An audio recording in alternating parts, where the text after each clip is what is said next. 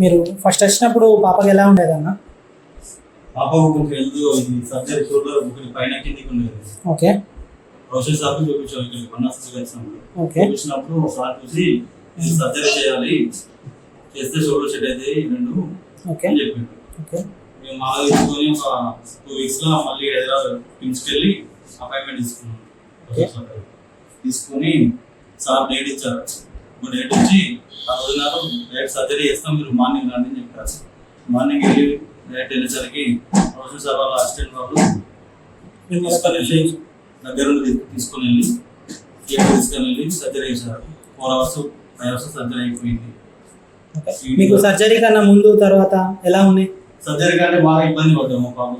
ఇప్పుడు పర్లేదు, professor sir దగ్గర నుండి చేయించారు. ఇప్పుడు బాగా సెట్ అయిపోయింది.